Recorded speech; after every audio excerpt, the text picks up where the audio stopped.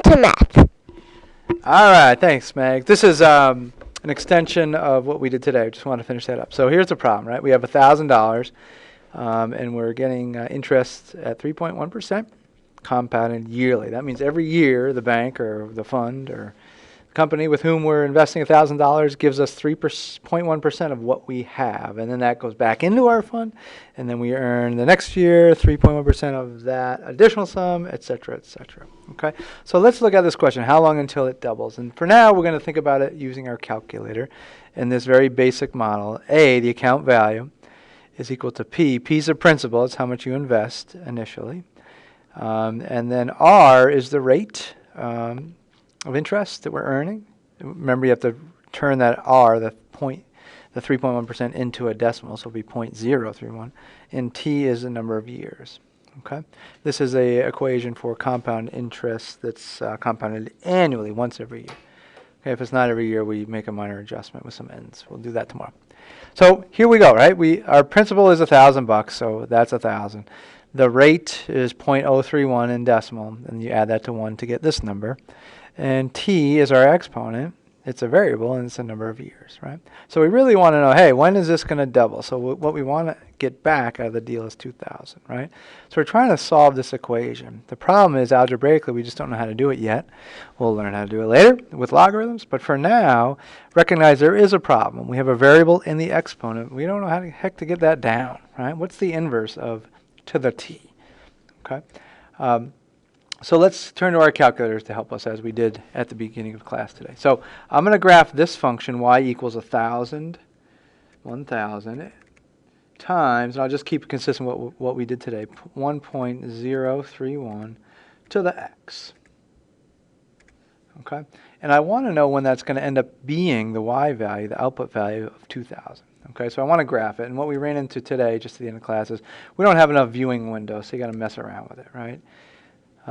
We could certainly divide by 1,000 to turn that into 1 and 2, but let's just keep it with what we had today. All right. So I'm going to change the window, and x can be negative, and let's just say we're going to go up to 50 years. Remember, x is the same as t.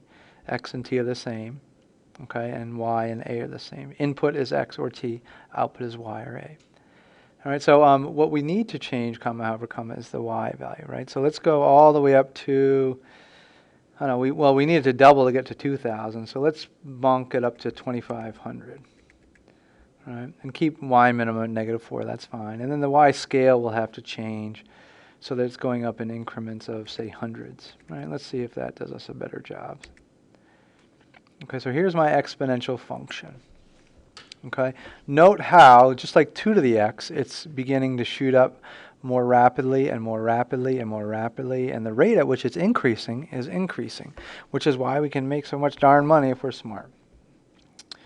So what I want to know is when the heck this investment modeled by this function will equal 2,000. And so I just happen to hit the trace button, and I'm already at this point, which means that after 17 and a half years, my original $1,000 will be worth $1,706.18.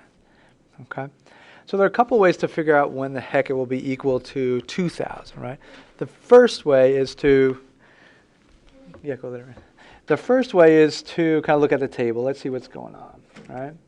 And one thing that's going on, if I change this to table set and I mess around this to auto, we can see what's happening over the years.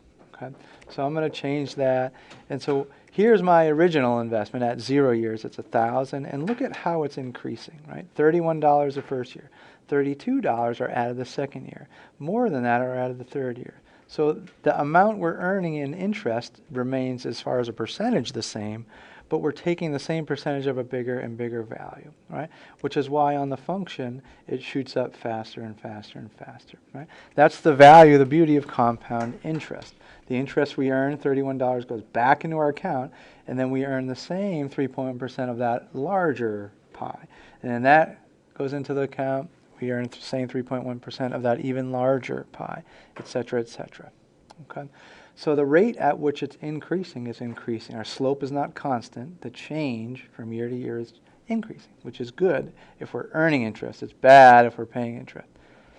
Okay, let's go back to Actually, we can, in the table, we can just kind of look down and see, hey, when is y end up being 2,000, right? So this would be a good way to solve it just quickly, or get a ballpark approximation. Oh, there we go. So it looks like about 22 years or so, and my investment will double. Okay.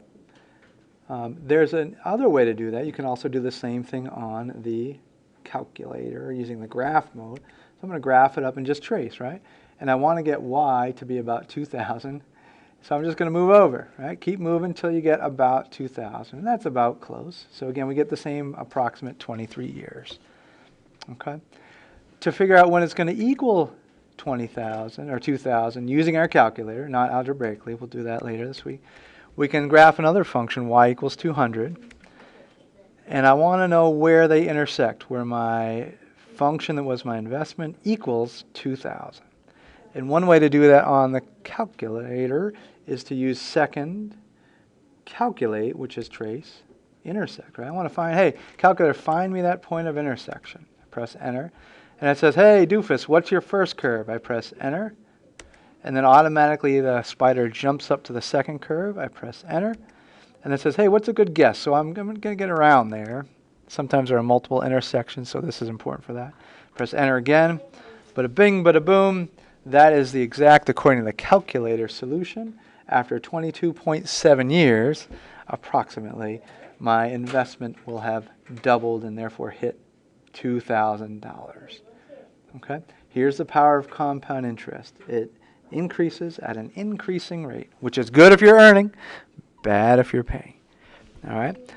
Thanks for listening. Let's bring focus tomorrow. Your homework problems are in the book. Bye-bye.